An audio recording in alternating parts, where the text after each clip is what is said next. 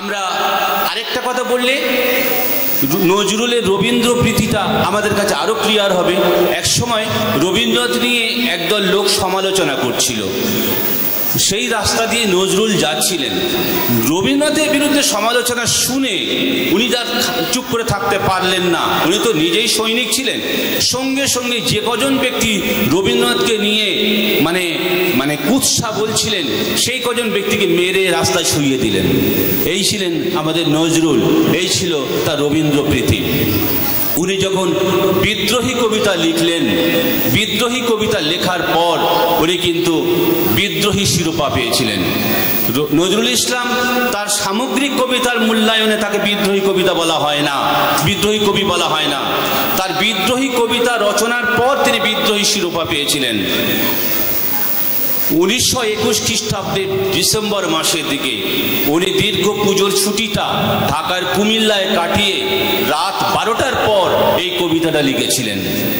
ওই মুসলিম সাহিত্য পরিষদ তালতলায় ডক্টর মোহাম্মদ শহীদুল্লাহর সঙ্গে উনি থাকতেন। এই শহীদুল্লাহর প্রভাবে নজরুল ইসলাম পরে কমিউনিস্ট পার্টি, কমিউনিজমে বিশ্বাসী হয়েছিলেন। আমরা পরে সেটা আমাদের আলোচনার অবকাশ নেই, তাই বলতে পারবো না। তো নজরুল ইসলাম কিন্তু দেখা গেল যে ওই বিদ্রোহী কবিতা লেখার পর বিজলি পত্রিকা যখন প্রকাশিত হলো, চতুর্দিকে বলবীর উন্নত মম শির, শির নেহারি আমারি নত শির ওই শিখর হিমাদ্রির। নজরুল বলতে চেয়েছেন, আগে নিজেকে শক্তিমান ভাবো, তবে তুমি অন্যের শক্তির কাছে জিততে পারবে। তুমি নিজেকে যদি দুর্বল ভাবো, হারার আগে হেরে যাবে।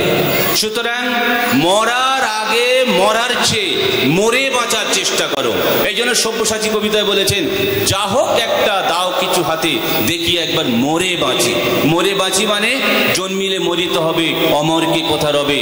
অমর থাকে মানুষ তার সৃষ্টি কীর্তির মাধ্যমে।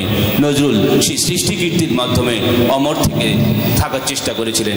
যে কথা বলার বিষয়, ওই বিদ্রোহী কবিতাটা নিয়ে যখন উনি যখন খুব সুনাম হয়েছে, সঙ্গে সঙ্গে সেই দিনই চলে গেলেন ওই রবীন্দ্রনাথের কাছে। রবীন্দ্রনাথ তখন 3 তলায়, নজরুল ইসলামকে গুরুজি গুরুজি গুরুজি করে হাঁকছেন। রবীন্দ্রনাথ বলছেন, কিরে খ্যাপা। রবীন্দ্রনাথ নজরুলকে আদর করে খ্যাপা বলে ডাকতেন। এই জন্য নজরুলের আরেকটা নাম খ্যাপা, তারা খ্যাপা। তো কিরে খ্যাপা, বলছে আপনি নিচে নামুন। বলে আমি নিচে নামলে তুই কি করবি? আপনাকে খুন করব। খুন করবি? আয় উপরে আয় না, আপনি নিচে নামুন। ঠিক আছে। রবীন্দ্রনাথ গড়গড় করে নিচে নামলেন। নামার পরে এসে বলছেন, আমাকে খুন কর। সঙ্গে সঙ্গে নজরুল বিদ্রোহী কবিতাটা ছুঁড়ে দিলেন রবীন্দ্রনাথের হাতে। রবীন্দ্রনাথ বিদ্রোহী কবিতাটা আদ্যপান্ত পাঠ করে অবাক হয়ে গেলেন, অত্যন্ত আনন্দিত হলেন। হয়ে নজরুলকে আশীর্বাদ করছেন, দেখ নজরুল, মানুষ অস্ত্র দিয়ে তলোয়ার দিয়ে খুন করে, তুই আজ আমাকে কবিতার তলোয়ারে খুন করেছিস। আমি ঈশ্বরের কাছে প্রার্থনা করি তুই আরো বড় কবি হোক, আরো বড় কবি হোক। এই ছিলেন নজরুল এবং রবীন্দ্রনাথ। আমরা এই দুই কবিকে আরো স্মরণ করতে পারি নানান কিছু দিক দিয়ে। যেমন নজরুল ইসলাম বলেছেন যে এই যে সাম্য, গাহি সাম্যের গান, মানুষের চেয়ে বড় কিছু নাই, ইত্যাদি ইত্যাদি। এই যে বিশ্বের যা কিছু মহান সৃষ্টি, চিরকল্যাণকর, অর্ধেক তার রচিয়াছে নারী, অর্ধেক তার নর।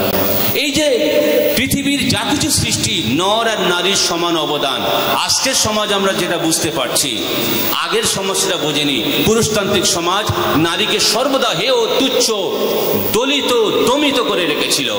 আজকে কিন্তু নারী জাগরণ এসেছে, এবং তার যদি নারী কবিতাটা আমরা পাঠ করি, তাহলে দেখব যে নারী, এই যে অলঙ্কারগুলো এত মূল্যবান কেন হয়েছে? তোমার অঙ্গে স্পর্শে অলঙ্কার অলঙ্কার হয়েছে, মূল্যবান হয়েছে। আর এই অলঙ্কার তোমাকে পরিয়েছে শুধু তোমার সৌন্দর্যের জন্য নয়, তোমাকে পরাধীন করে রেখেছে। যেমন গলায় শিকল পরায়, তোমার গলায় হার পরিয়েছে, হাতে বেড়ি পরায়, তোমার হাতে চুড়ি পরেছে। পরাধীনতার যা কিছু লক্ষণ আছে, নারী তুমি যতক্ষণ না পর্যন্ত খুলে ছুঁড়ে ফেলে আমিও একজন নারী, আমি একজন মানুষ, এই মানসিকতা নিয়ে যতক্ষণ এগিয়ে আসবে, ততক্ষণ পর্যন্ত তুমি কখনো এগিয়ে আসবে না। রবীন্দ্রনাথের কথা মনে পড়ি, দয়া আর দায়, দয়া আর দায়। দয়ায় কখনো কখনো সম্পূর্ণ পাওয়া যায় না, দায়ে সম্পূর্ণ পাওয়া যায়। তাই পুরুষ সমাজের কাছ থেকে কিছু আবেদন করে চাইলে পেলে সেটা তার মতো করে দেবে। আমি যখন কাউকে কিছু দেব, আমি নিঃস্ব হয়ে যাব সেই হিসেবে দেব না, কি ও আমার চেয়ে বড় লোক হোক সেটাও ভাববো না, ওর চেয়ে আমি বড় হব। সুতরাং আমি দয়া করে যদি কিছু কাউকে করি তা সেটা আমার মতো করে করব, কিন্তু আমি দায়ে পড়ে যদি কিছু করি তখন তার মতো করে করব। নারী সমাজকে উনি বলতে চেয়েছেন পুরুষের দয়ার কখনো দয়া কামনা করবে না, তাকে দায়ে ফেলার চেষ্টা করো, তোমরা এগিয়ে এসো, ওই পরাধীনতার সমস্ত ছিন্ন করে এগিয়ে এসো, তোমরাও মাথা উঁচু করে দাঁড়াও। আজকের কিন্তু নারী সমাজ দাঁড়িয়েছে। এবং আমরা যখন স্কুল কলেজে পড়াই তখন কষ্ট পাই যে সারা ক্লাসে একটা ছাত্র নেই, খুব জোর একজন কি দুজন এক কানায় পড়ে আছে, বাকি সব মেয়েরা। অথচ আমরা যখন পড়তাম মেয়েদের জন্য ছিল 2টো বেঞ্চি আর আমাদের জন্য ছিল 15টা বেঞ্চি। এখন সেটা পুরো পাল্টে গেছে। সুতরাং এই যে নারী পুরুষের সমান অধিকারের কথা নজরুল শুনিয়েছেন, সাম্যের কথা শুনিয়েছেন, মানুষের কথা শুনিয়েছেন। এবং আমরা নজরুলকে বিদ্রোহী কবি বলি। সত্যি শুধু কি তিনি বিদ্রোহী কবি? একদম নয়, তিনি প্রেমের কবিও। তিনি প্রেমের কবি এবং বিদ্রোহী কবি দুই। তিনি মূলত প্রেমের কবি এবং কার্যত প্রেমের বিদ্রোহী কবি। মূলত প্রেমের কবি এই জন্য বললাম, প্রেম ছিল বলে, ভালোবাসা ছিল বলে উনি বিদ্রোহী হতে পেরেছিলেন। প্রেম ভালোবাসা না থাকলে কখনো ক্ষিপ্ততা আসে না। তাই মানুষের প্রতি প্রেম, সমাজের প্রতি প্রেম, ব্যক্তিগত প্রেম এসব ছিল। এবং আমরা যদি নজরুলের কাব্য কবিতা দেখি তা যদি সিরিয়ালে 1922-এ অগ্নিবীণার পরে দোলন চাপা, অগ্নিবীণা বিদ্রোহাত্মক কাব্য, তারপরের কাব্য দোলন চাপা প্রেমের কাব্য, তারপরে 2টো কাব্য বিদ্রোহমূলক, তারপরে 2টো কাব্য প্রেমমূলক, তারপরে 2টো কাব্য বিদ্রোহমূলক, তারপর 3টে কাব্য প্রেমমূলক, তারপরে শেষের দিকে 2টো কাব্য হচ্ছে বিদ্রোহ এবং প্রেম দুই আছে। তার মানে উনি একদম মালা গেঁথেছেন। যদি কালানুক্রমিক আমরা কাব্যগুলো দেখি যে বিদ্রোহাত্মক এবং প্রেমমূলক দুই। নজরুল নিয়ে আর আমি বিশেষ বলবো না, তবে সাবির যে কথা বলেছিল যাতে আগ্রহ সৃষ্টি হয়, আমি শুধু এই কথা বলবো যে নজরুল একেবারে হতদরিদ্র, কিন্তু তার সৃষ্টি হতদরিদ্র নয়। তিনি তার যে সৃষ্টি রেখেছেন আমরা যদি ঠিকমতো পাঠ করি তাহলে দেখব আমাদের জীবনের প্রত্যেকটা ক্ষণে ক্ষণে, প্রত্যেকটা চেতনায় তিনি আমাদের মধ্যে আছেন। দারিদ্র কবিতা যদি আমরা একটুখানি দেখি, বাচ্চা ছেলে সদ্যজাত, তার দুধ দেওয়ার সামর্থ্য ছিল না, কেনার সামর্থ্য ছিল না নজরুলের যখন বুলবুল জন্মায়, এত অভাব ছিল, কৃষ্ণনগরে ছিলেন তখন। তিনি লিখছেন, পারি নাই বাছা মোর 2 বিন্দু দুগ্ধ দিতে, আনন্দের নাহি নাহি। মানে আমি যে আমার সন্তানকে 2 ফোঁটা দুধ দিতে পারিনি, সেই সন্তানকে আদর করার মতো মানে অধিকার আমার নেই। সুতরাং দায়িত্ব এবং কর্তব্য যে কতটা কি আমরা সেগুলো তার মধ্যে পাবো। আমরা রবীন্দ্রনাথের ক্ষেত্রে দেখব, রবীন্দ্রনাথ আমাদের কাছে আজও প্রাসঙ্গিক, নজরুলের মতোই আমাদেরও চেতনায়, হৃদয়ে সর্বদা রবীন্দ্রনাথও থাকবেন। আমি তার 2টো একটা লেখার উল্লেখ করে বলবো। আচ্ছা, মানে সাহিত্য দেখতে তো প্রচুর নতুন সৃষ্টি করেছেন।